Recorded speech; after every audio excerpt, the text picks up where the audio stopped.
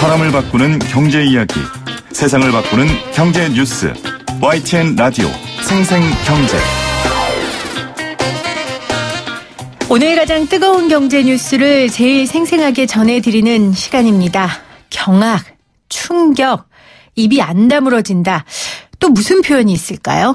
제가 무슨 이야기하는지 아시겠죠?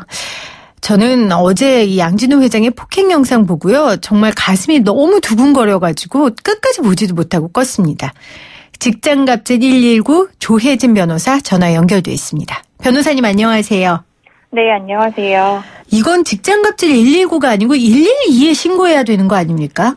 네, 그렇습니다. 이 영상 보셨어요? 네, 전 다 봤습니다. 와, 아니 직장갑질 119에 별의별 사안들이 다 신고가 들어올 텐데 이 영상 수준은 도대체 어떻습니까? 이 갑질의 수준이요.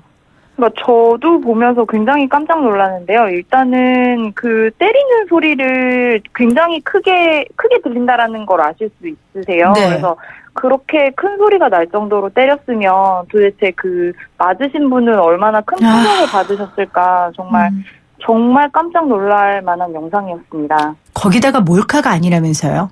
네, 옆에서 직접 찍으라고 지시를 한 영상이라고 하더라고요. 도대체 뭘 그렇게 잘못했답니까? 그 맞은 직원이.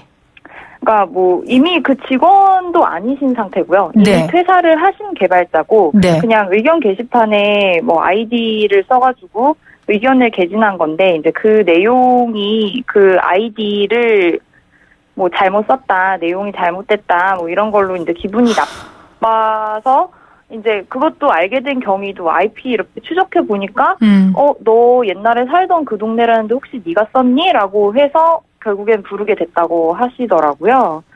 근데 이제 사실은 이미 전 직원이고 의견은 누구나 자유롭게 표현을 할 수 있는데 그걸 네. 가지고 그렇게 사람을 크게 때릴 수는 없는 거죠. 없는 거죠. 그리고 네. 정말 직원이 잘못했다 하더라도 법적인 책임을 지게 하거나 형사처벌을 받게 해야지 개인이 그렇게 누군가를 때릴 수 있는 권한은 아무것도 없죠. 네, 그리고 그분도 가신 게, 그러면 그렇게 기분이 나쁘셨다라고 하면 직접 사과를 드리는 게 맞겠다라고 생각을 해서 사과를 하러 가신 자리라고 하더라고요. 혹시 그 직장갑질 119 쪽에서 이전에 이 양진호 회장 관련한 고발이 전혀 없었습니까? 일단 직장갑질 119에서 모든 직장명이나 본인 상사명을 거론하는 것은 아니기 때문에 네, 저희가 익명으로는 들어왔을 수도 있겠지만 일단 이렇게 직접적으로 위디스크 쪽에 문제가 있었다라거나 양진호 회장으로부터 괴롭힘을 받았다라는 그런 신고는 받은 적이 없습니다. 저는 폭력을 행사하는 양 회장도 너무 충격적이었지만 이건 좀 충격이라기보다 가슴이 아팠던 건데. 네네. 이 폭행 사건을 눈앞에 보고도 미동도 하지 않고 자기 일을 하고 있는 사람들. 네. 그분들이 사실은 정말 마음이 아팠어요. 어떻게 우리가 이걸 받아들여야 됩니까? 일단은 저는 그분들도 한편으로는 간접적인 피해자라고 보고 있는데요. 네. 이제 직접적으로 폭행을 당하신 분들은 아니지만 과거에 폭행을 당하셨을 수도 있는 분들이고요. 그런 분위기에 길들여져서 나도 이제 저 사람 말을 듣지 않으면 저렇게 될 것이다라고 경험하고 학습하게 되신 분들이죠. 그분들이 왜 말리지 않았냐. 왜 이런 것을 옆에서 말리지 않느냐라고 책임지라고 할 수는 저는 없을 것 같아요. 왜냐하면 누가 그 순간에 나도 맞을지 모른다. 더 나아가서는 당장 너 내일부터 나오지 마. 그래서 생계가 끊길지도 모르는 상황에서 위험을 감수하면서까지 개인이 도와주기는 쉽지 않거든요. 그러니까 개별 노동자 한 명 한 명이 고용관계에서 아무래도 상대적으로 우위에 있는 사장님, 다른 사용자를 대상으로 당신 이거 잘못됐으니까 이렇게 하지 마세요라고 말하기는 쉽지 않다라는 거죠.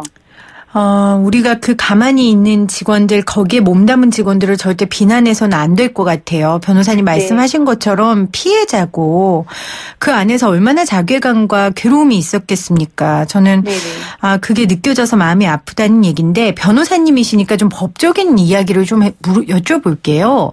네. 일단 지금 경기남부지방경찰청 사이버수사대가 사이버 형사 합동 수사 전담팀을 구성해서 곧바로 수사에 착수하겠다고 했거든요. 어떤 부분에 대한 수사가 이루어질까요?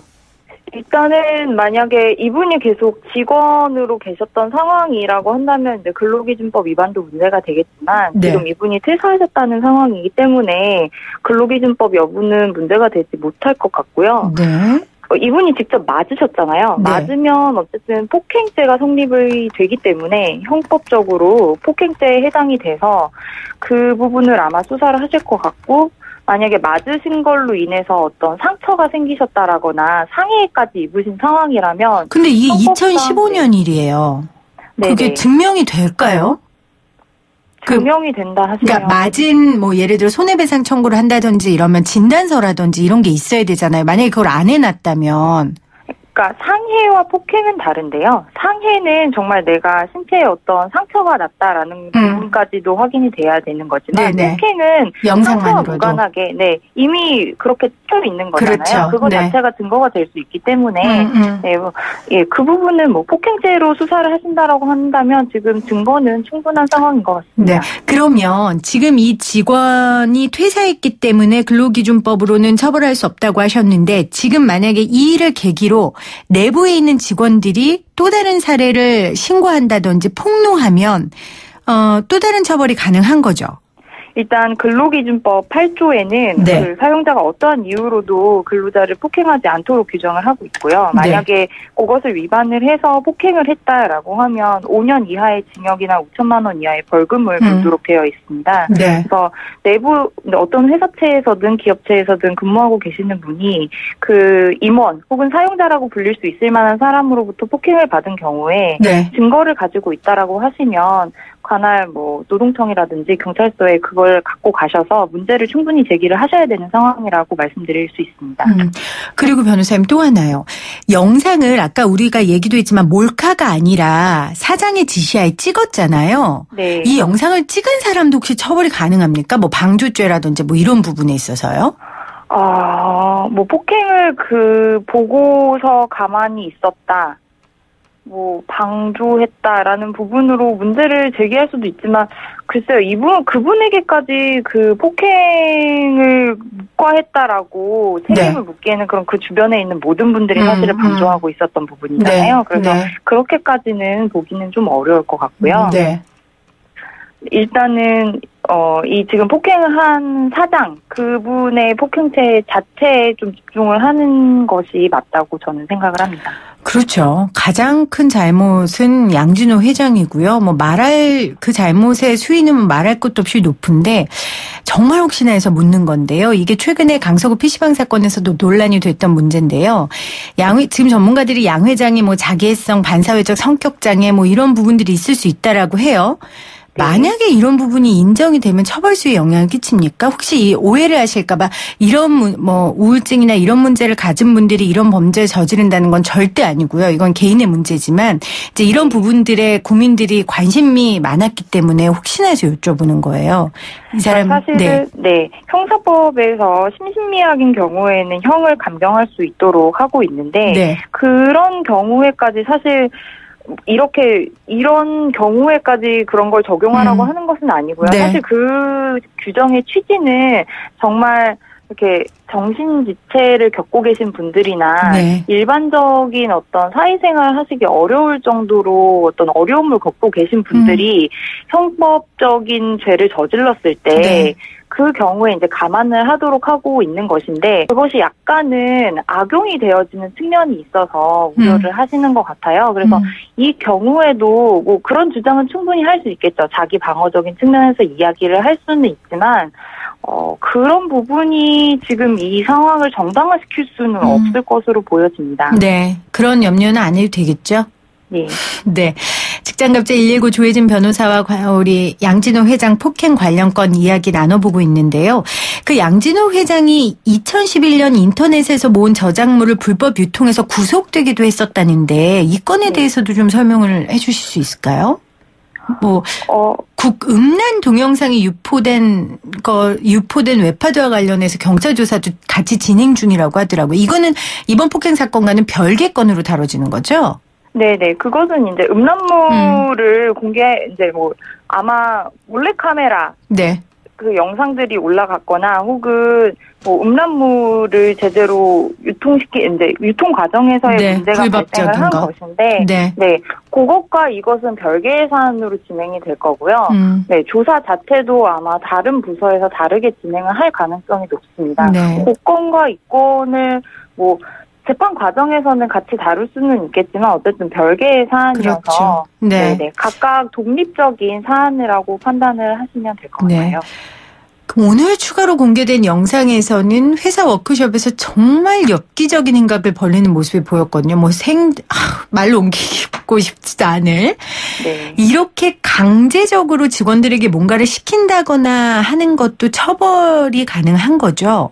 현재로서는 어려운 부분들이 많아요. 왜냐하면 지금 소위 말하는 갑질, 직장 내 괴롭힘이라는 것을 처벌할 수 있는 규정이 현재는 마련이 되어 있지 않습니다. 국회에서 근로기준법 개정안이나 뭐 괴롭힘 방지법 이런 것을 이제 상정을 하고 논의를 하고 있지만 이게 아직 시행이 되고 있는 법률이 아니기 때문에 네. 그런 어떤 준폭행, 그러니까 폭행에까지는 이르지 않았지만 나에게 어떤 위협적인 행위를 한다라든지 혹은 내가 원치 않는 일을 시킨다든지 하는 것들, 뭐 예전에도 문제가 많이 되었지만 뭐 성진병원의 장기자랑 문제라거나 네. 뭐 사장 결혼식, 뭐 자녀들 결혼식에 와서 주차 요원으로 일을 하라고 한다라든지 이런 의무 없는 일을 시키는 것들을 현재로서는 제재하기가 마땅치가 않아요. 근데 사실은 많은 경우가 이렇게 직접적으로 맞아서 피해를 보시는 경우들도 많지만 그렇게 의무 없는 일을 시키거나 준폭행으로 인한 괴로움을 호소하시는 분들이 많거든요. 대부분은 그렇죠. 네. 그래서 지금 현재 국회에 계류 중인 그런 입법안들이 빨리 처리가 되어야만이 실질적으로 문제 행위가 발생을 했을 때 법률적으로도 책임을 물을 수 있는 근거가 될 수 있는 아주 중요한 법률들입니다.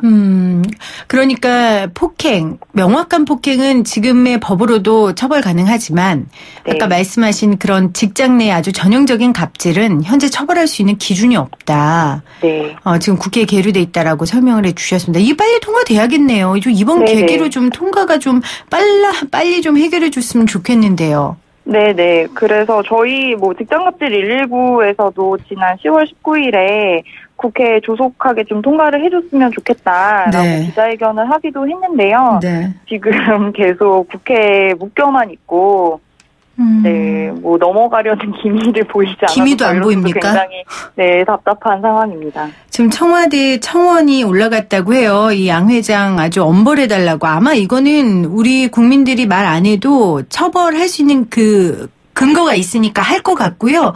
국민들이 이걸 청원해줘야겠네요. 이 직장갑질 문제 근절할 수 있는 법안 빨리 통과되게 해달라고. 네. 지금 말씀하셨듯이 경찰도 인지를 해서 수사에 들어간다라고 했고 말씀드린 것처럼 형법상 폭행죄 적용을 받을 수 있는 부분이기 때문에 이 부분은 청원이 달성되지 않더라도 진행이 될 수 있을 걸로 보여집니다. 문제는 국회에 계류 중인 법안 통과가 더 중요한 문제라고 볼 수 있어요. 네. 우리 청원하러 좀 홈페이지 갈까요? 이 직장갑질 119에 신고 전화가 안 오는 그날까지 직장갑질 근절을 위해서 변호사님 애써주시고요. 생생경제도 함께 이 문제에 귀 기울이도록 하겠습니다. 지금까지 직장갑질 119 조혜진 변호사였습니다. 고맙습니다. 네, 감사합니다.